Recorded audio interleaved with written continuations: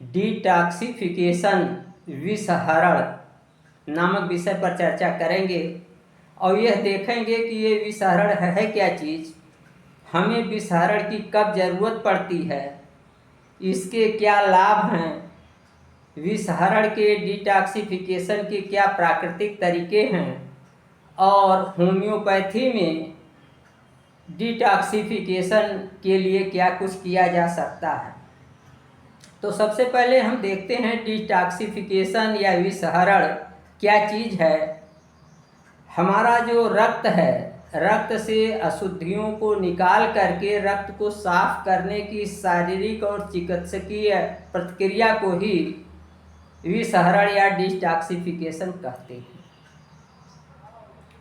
जब शरीर में अधिक उत्सर्जी पदार्थ, विषैले पदार्थ इकट्ठे हो जाते हैं तो उनके न निकलने से हमें नाना प्रकार की समस्याएं पैदा होती हैं।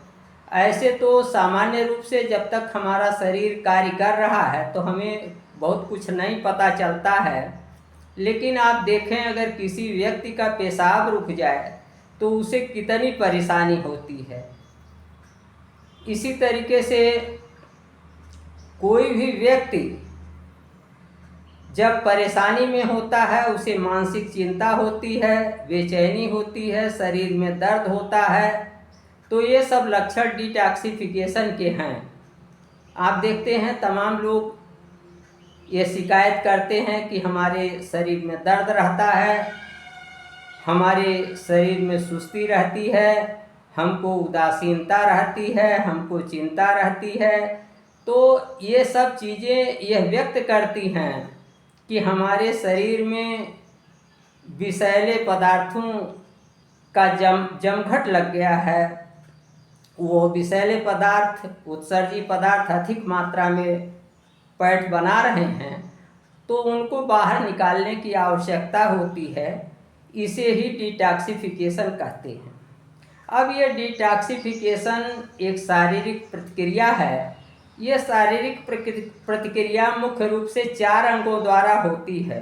एक पाचन संस्थान डाइजेस्टिव सिस्टम, अगला है श्वसन संस्थान रेस्पिरेटरी सिस्टम, तीसरा है मूत्र संस्थान या यूरिनरी सिस्टम और चौथा है त्वचा या इसके।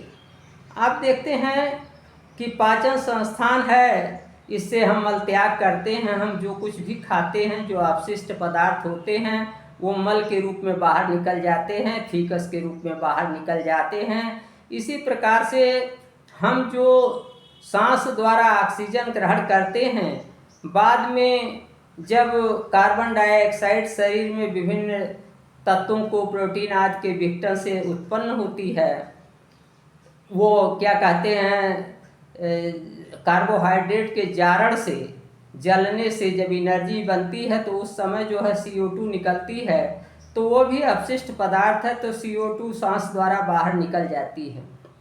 इसी तरीके से हमारे मूत्र द्वारा भी तमाम उत्सर्जित तमाम जहरीले पदार्थ बाहर निकलते हैं।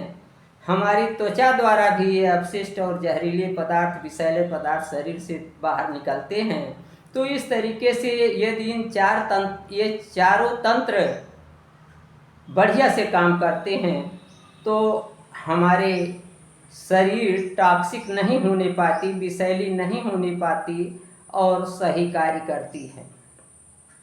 अब ये जो डिटॉक्सिफिकेशन है, इसके लिए हमको अच्छी जीवन शैली अपनानी चाहिए, खूब पानी पीना चाहिए, स्वस्थ भोजन लेना चाहिए, व्यायाम करना चाहिए, शराब और नशीली चीज़ों से बचना चाहिए। तो इस तरीके से हमें उपवास रखना चाहिए। आप देखिए हमारे के यहाँ बहुत व्रत का नियम है, सोमवार व्रत, मंगलवार व्रत। तो ये व्रत भी हमें डिटॉक्सिफिकेशन में मदद करते हैं, हमारे स्वास्थ्य को बेहतर बनाने के लिए अच्छा रोल अदा करते हैं। तो इस तरीके से हमने देखा कि शरीर को सुचारू रूप से संचालित करने के लिए जो विषैले पदार्थ हैं उनको निकालने के लिए शरीर ने प्राकृतिक रूप से 4 अंगों की मुख्य रूप से व्यवस्था किया है। और जब इन अंगों की क्रियाओं द्वारा भी हमें डिटॉक्सिफिकेशन नहीं हो पाता है, पूरा नहीं हो पाता है, हमें परेशानी होती है, तो ऐसी स्थिति में शरीर को जो है डिटॉक्सिफाई करने के लिए औषधियों का भी प्रयोग किया जाता है। हम डिटॉक्सिफिकेशन के लिए प्रयुक्त कुछ प्रमुख औषधियों की चर्चा करें, उससे पहले यह जानने का प्रयास करेंगे कि डिटॉक्सिफिकेशन से हमें क्या लाभ होता है। तो पहला लाभ तो ये होता है, डिटॉक्सिफिकेशन से हमारे शरीर का वेस्ट, कचरा बाहर निकल जाता है। दूसरा है, हमारी एनर्जी लेवल हाई हो जाती है, हमारी सुस्ती वगैरह दूर हो जाती है। और तीसरा है, हमारा डिफेंस सिस्टम, हमारा प्रतिरक्षा तंत्र मजबूत हो जाता है, हम रोगों से लड़ने में अधिक सक्षम होते हैं। चौथा है, हमारी श्वसन प्रक्रिया में सुधार होता है, हमारा वेट लॉस होता है, हमारा वजन नियंत्रित रहता है। और डिटॉक्सिफिकेशन से हमें बुढ़ापा रोधी लाभ भी प्राप्त होता है। दूसरे अर्थों में, यदि शरीर डिटॉक्सिफाई होती है, पूर्ण रूप से विजातीय पदार्थों, जहरीले पदार्थों से मुक्त होती है, तो यह बुढ़ापा रोधी के तरीके से कार्य करता है। हमारा बुढ़ापा जो है बहुत तेज़ी से नहीं आता है, उस पर लगाम लगती है। अब उपचार के लिए हम देखेंगे तो हमारे होम्योपैथिक चिकित्सक बंधु ये बखूबी जानते हैं कि जब एलोपैथी से कोई रोगी हमारे के यहाँ इलाज के लिए आता है, तो तमाम लोग डिटॉक्सिफिकेशन के लिए जो शरीर में एलोपैथिक एंटीबायोटिक्स वगैरह जमा हो गए हैं, उनको निकालने के लिए सबसे पहले नक्स भूमिका दिया जाता है। तो यह नक्स भूमिका जो है एक डिटॉक्सिफाइंग होम्योपैथिक औषधि है, जो विशेष रूप से एलोपैथिक दवाओं के दुष्प्रभावों को दूर करने के लिए हम होम्योपैथिक चिकित्सकगण प्रयोग किया करते हैं। इसी तरीके से डिटॉक्सिफिकेशन के लिए बर्बेरिस एक औषधि है, जो गुर्दे आदि की किडनी की क्रियाओं को सुचारू करने में मदद करती है। और इस तरीके से भी ये बर्बेरिस वुल्गेरिस भी नामक होम्योपैथिक दवा भी एक अच्छा डिटॉक्सिफिकेशन का कार्य करती है। इसी तरीके से अगली औषध हमारी होम्योपैथिक है चेलिडोनियम मेजस। ये चेलिडोनियम मेजस, इसका प्रभाव जो है विशेष रूप से हमारे लीवर, गुर्दे और स्प्लीन पर है।